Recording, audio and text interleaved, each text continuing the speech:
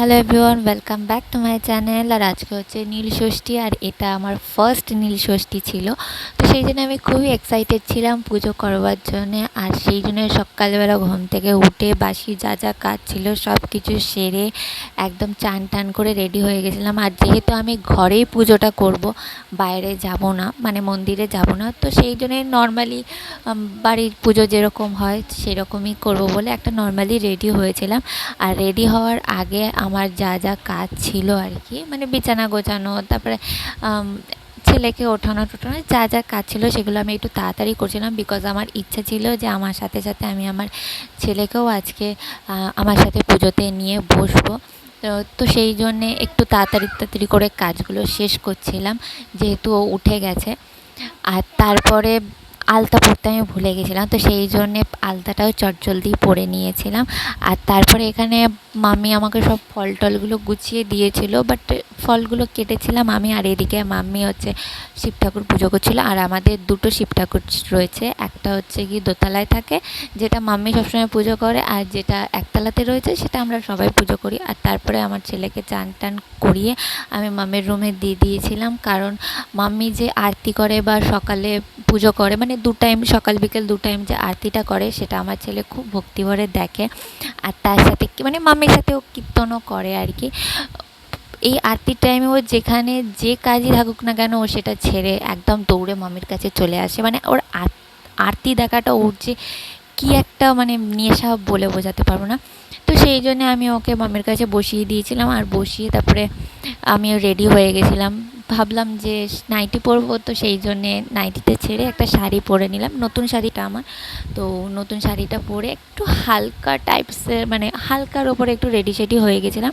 আর তারপরে চলে গেছিলাম নিচের ঠাকুরের কাছে পুজো দিতে। তো আমি সুন্দর করে শিব ঠাকুরটাকে সাজিয়ে গুজিয়ে নিয়েছিলাম, আর আমার সাথে আমার ছেলেকেও বসিয়ে দিয়েছিলাম। ওকে বলছিলাম যে তুই বসে বসে দেখ আমি কী করি, কিন্তু ও তো মানে কী বলবো, ওর হাতে পায়ে লক্ষ্মী রয়েছে, ও একটার পর একটা বদমাইশি করেই যাচ্ছিলো। আর যেহেতু ওর পেছনে আমার ফোনটা ছিল, সেই জন্য আমি বারবার করে ফোনের দিকে তাকাচ্ছিলাম যে ও কিছু করছে কিনা, ফোনে কিছু করছে কিনা। উল্টোপাল্টা কিছু করে দিলে পরে আমার ক্যামেরাটা বন্ধ হয়ে যেত, তো সেই জন্য আমি বারবার করে পেছনে ফিরে ফিরে তাকাচ্ছিলাম। আর বালতিটাও ছিল, আমার ভয়ও লাগছিলো যে বালতিটা না উল্টে দেয়, কারণ ওর এটা খুব বাজে স্বভাব, বালতি উল্টে দেয়, ভরা বালতি উল্টে দেয়। আর তারপরে ওকে দিয়ে ঠাকুরের মাথায় জল টল ঢালিয়ে দিলাম, ফলও দিয়ে দিলাম, ওর হাত দিয়ে ফল টল দিয়ে দিয়েছিলাম, দিয়ে তারপরে আমিও জল টল ঢেলে নিয়েছিলাম। ঢেলে আমি আমার 6টা ছেলে মেয়ের নামে মোমবাতি জ্বালিয়ে দিয়েছিলাম, কারণ ছোটো থেকে আমি আমার মাকে দেখেছিলাম যে বাড়ির সব বাচ্চাদের নামে মা মোমবাতি জ্বালাতো আর কি, ইনফ্যাক্ট এখনও জ্বালায়। তো সেটাই আমি দেখে শিখেছি যে বাচ্চা যেরকমই হোক, যার ছেলে হোক বা যাই হোক না কেন, বাচ্চা সবার হয়।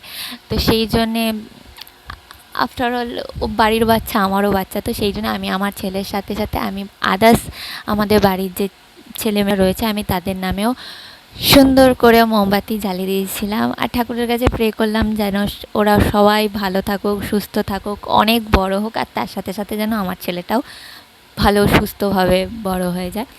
তো এদিকে মোমবাতিগুলো জ্বালিয়ে দিচ্ছিলাম, কিন্তু আমি ফার্স্ট যে দিকটায় জ্বালাচ্ছিলাম সেই দিকটা জ্বলছিল না, বিকজ অপোজিট সাইড থেকে প্রচণ্ড হাওয়া আসছিল।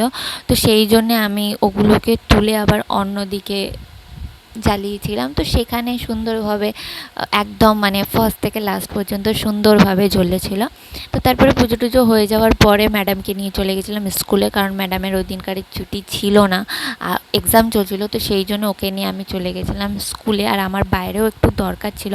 আর যেহেতু আমি ওকে নিয়ে স্কুলে গেছিলাম, তো ভাবলাম যে যখন বেরিয়েইছি তো তখন একটু মন্দিরে গিয়েও পুজো দিয়ে চলে আসি। আর এখানে মন্দিরে এত ভিড় ছিল বলার মতো না। তো যাই হোক, মন্দিরে লাইন দিয়ে পুজো টুজো দিয়ে ভালোভাবে সুন্দরভাবে পুজো টুজো দিয়ে শিবের মাথায় জল টল ঢেলে দিয়েছিলাম। আর এখানে হচ্ছে গিয়ে আর মানে এতটাই ভিড় ছিল, তো যাই হোক পুজো টুজো সব কমপ্লিট হয়ে গেছিলো আমার।